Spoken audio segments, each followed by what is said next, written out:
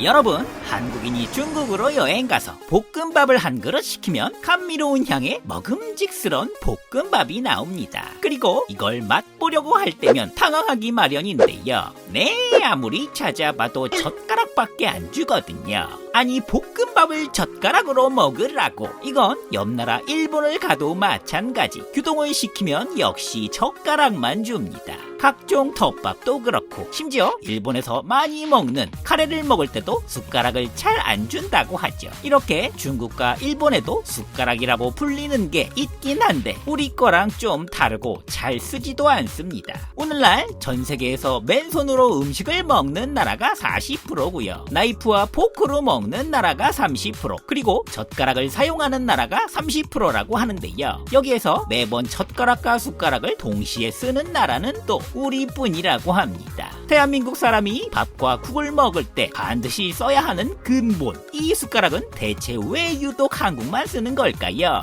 기본적으로 식사를 할 때 숟가락, 젓가락을 쓰는 나라는 한중일 세 나라뿐이고 매 끼니마다 반드시 사용하는 나라는 한국밖에 없죠. 오죽하면 군인들한테도 젓가락이 아니라 수저에 포크가 달린 일명 포크 수저를 주니까요. 오늘은 서양에서도 한국 문화 중에 가장 궁금한 것들 중 하나라고 하는 이 숟가락에 대해 알아보겠습니다.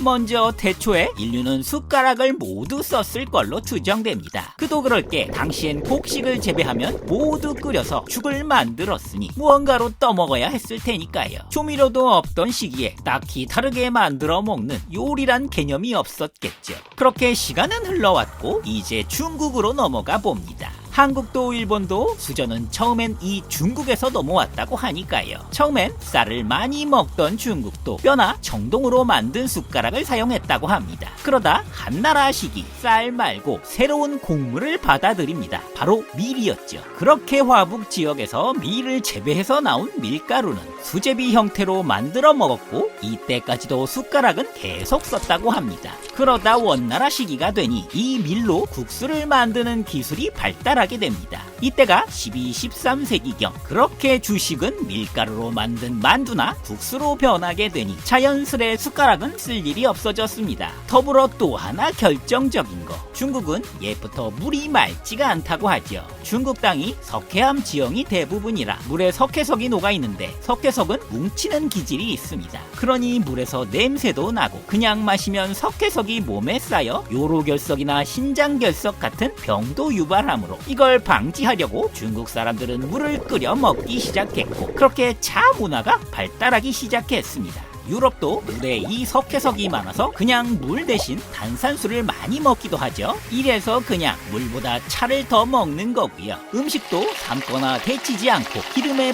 볶아 먹게 된 것이었죠. 중국 요리가 죄다 기름에 볶는 이유이기도 하고요. 이렇게 매일 기름진 음식을 먹으니 자연스레 느끼함을 달래려 차 문화도 발달하게 돼서 차를 달고 살다 보니 딱히 우리처럼 국을 따로 먹을 필요도 없던 겁니다. 15세기에 이르러서 중국엔 이미 숟가락이 사라졌다고 하죠. 그리곤 이렇게 생긴 숟가락만 남아서 주로 마지막에 국물을 떠먹는 용도라서 국물 많이 뜨라고 이렇게 깊게 생긴 거랍니다. 자, 그럼 다음은 일본으로 건너가 봅시다. 중국보다 일본이 숟가락은 더 안 쓴다고 하는데요. 일본도 처음엔 중국에서 숟가락이 건너왔다고 합니다. 하지만 결정적으로 숟가락이 사라지게 된 게 쌀 때문일 걸로 추정되는데요. 일본에서 생산하는 쌀은 유독 찰기가 많은 성분의 자포니카 품종이라고 합니다. 밥이 알아서 잘 뭉쳐지니 젓가락만으로도 밥 먹는데 전혀 문제가 없다고 하죠. 거기에 우리랑 밥상머리 예절이 좀 다르게 밥을 들고 먹는 게 당연시 여깁니다.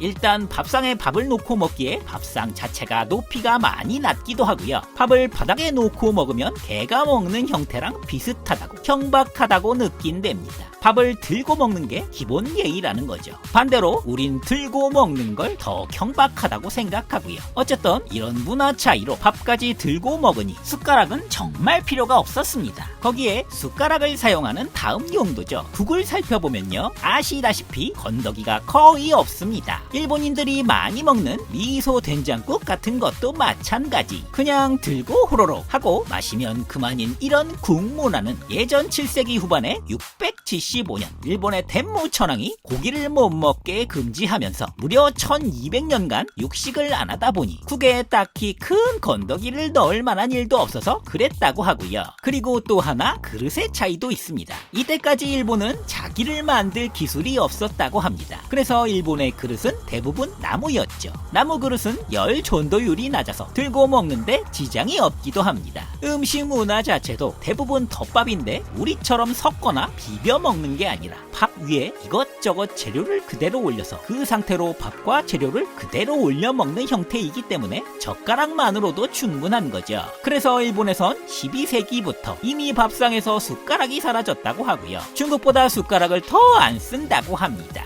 그래서 일본의 숟가락은 직접 먹기보다 주로 음식을 나누는 도구에 더 가깝기 때문에 이렇게 국자랑 비슷한 모양을 가지고 있습니다. 자, 이제 숟가락의 민족이 된 한국 차례입니다. 우선 결정적인 계기는 조선시대부터 라고 보고 있습니다. 고려가 망하고 조선이 들어서니 조선에선 기존의 고려와 구분을 짓길 원했고 덕분에 고려와의 차이로 적극적으로 공자를 받들고 예절을 중시하는 유교 사상을 받아들였는데요. 이 유교에서 나온 가래에서 숟가락과 젓가락은 밥상 가운데에 놓는다고 적혀 있다고 하죠. 이걸 열심히 따라서 그런 거라더라 하는 학설도 있지만 더 결정적인 건 따로 있습니다. 바로 식습관이죠. 밥과 국을 같이 먹는 게 주식이기도 하고요. 농업 기반 국가였던 우리 조상들의 밥사랑은 정말 대단했다고 하죠. 밥심으로 산다고 쌀을 정말 어마무시 살벌하게 많이 먹었습니다. 이 많은 밥을 또 어디에 담느냐? 백자나 청자 혹은 노쇠 그릇에 담아서 먹었는데요. 무겁기도 무거운데 이거 한번 1번처럼 들고 먹어보십시오.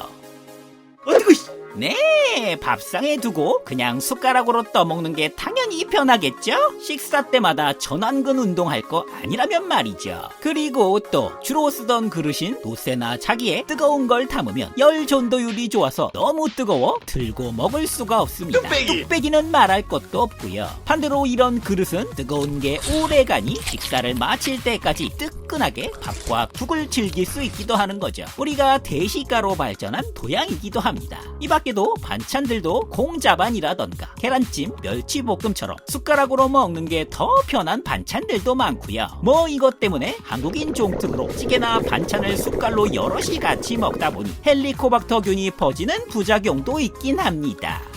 그건 그렇다 치고요. 우리가 숟가락을 쓰는 이유는 하나 더 있습니다. 바로 비벼 먹는 문화죠. 세계에도 유명한 이 비빔밥, 육회 비빔밥도 비벼 먹고 가래도 비벼 먹고 남은 거 죄다 넣고 집에서도 흔하게 비벼 먹고 어디든 식당에 가서도 남은 거에 밥 넣고 볶고 비벼서 또 먹습니다. 전 세계 어디에도 이렇게 안 먹는데죠. 우린 뭐 남기는 꼴을 못 보잖아요. 일본식 덮밥도 한국인 대부분은 쓱쓱 비벼 먹죠. 그리고 각종 국에도 당연히 말아 먹어야죠. 갈비탕이나 순댓국, 추어탕, 설렁탕 같은 국밥도 말아 먹고 콩나물국, 미역국, 북엇국, 김치국에도 대부분이 밥을 말아 먹습니다. 어디 국뿐인가요? 순두부나 된장찌개, 동태찌개, 그리고 소불고기찌개에도 밥그릇이나 앞접시에 쓱쓱 말아 먹습니다. 하다못해 라면을 하나 끓여 먹고도 밥 말아서 먹어주는 게 국룰 아니겠습니까? 이렇게 이거저거 섞어 먹고 말아 먹는 게 우리 전성입니다.